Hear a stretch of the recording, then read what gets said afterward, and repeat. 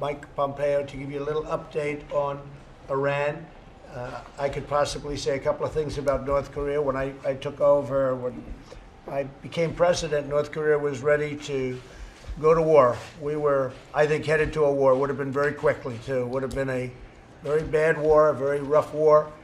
But I believe we were headed in that one direction. There was no communication. There was no talk. There were nuclear weapons and nuclear everything being tested. Constantly would be hearing about earthquakes. It wasn't earthquakes. It was nuclear testing.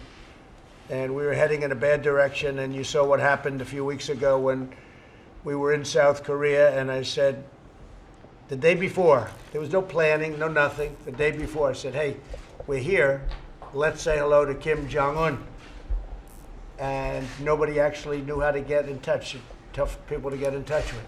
But I have a very good relationship with him. And I put it out on Twitter, hey, I'm in South Korea. You want to meet? And we had a great meeting. It was pretty wild. Very good communication. We'll see what happens. But in the meantime, as I say, we got our hostages back. We got the remains back, and they continue to come. We have the sanctions on in full. We're working with China. We're working with Russia on the border. And at some point, I'm in absolutely no hurry, but at some point, I think we can probably do something that would be very good for them and very good for everybody and for the world. So we've made tremendous progress. People don't like saying that. The progress is great communication. Before we had no communication. There was zero communication. Nobody spoke to anybody. They wouldn't know who. I do believe they tried. I do believe it never happened. I think we tried very hard to speak to them, but they weren't interested in speaking. But now they're interested in speaking. And the relationship is very good. I think we've made tremendous progress on North Korea. And again, time is not of the essence, but I think good things will ultimately happen. I'd like to ask Mike to say a few words about Iran and what that situation is, please. Thank you, Mr. President. If I may just, I'll try and do it briefly, but if I may just take a minute. In the same way, then when this administration came in broadly in the Middle East, you had ISIS with an enormous caliphate, Iran as the world's largest state sponsor of terror, with lots of wealth and the capacity to grow their terror campaign.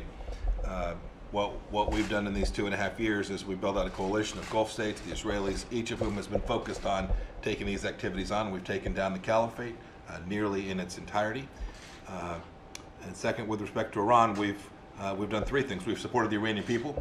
The Iranian leadership is not doing what the Iranian people want it to do. We've made clear that we support the Iranian people. Second, we've continued to work this coalition that all understands that the largest threat to Middle East security is, in fact, the Islamic Republic of Iran.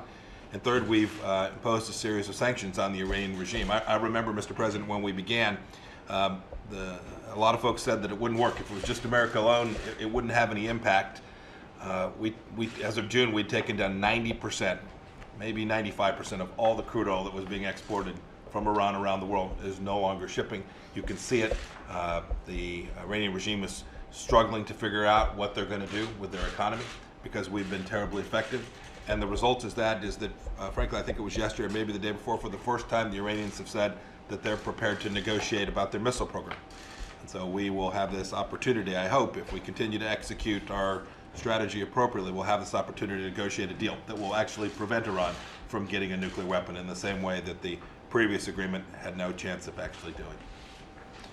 Well, thank you very much. A lot of progress has been made, and they'd like to talk, and we'll see what happens. But a lot of progress has been made. Remember one thing, an agreement was made with Secretary Kerry at the time and with President Obama. That agreement was a disaster. We spent $150 billion. $1.8 billion was given in cash, like cash from your pocket. $1.8 billion given in cash. And we had an agreement that, number one, didn't give us good inspection rights. The places we most would want to inspect, we weren't allowed to inspect. We were allowed to inspect places that didn't mean anything, number one.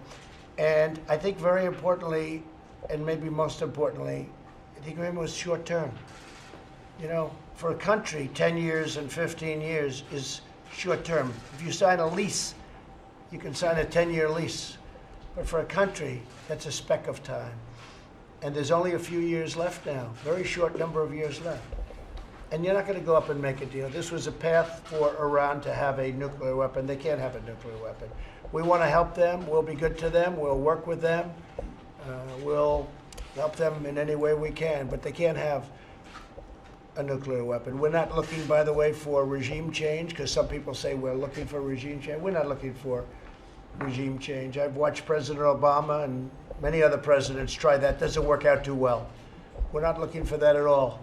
They can't have a nuclear weapon. They can't be tested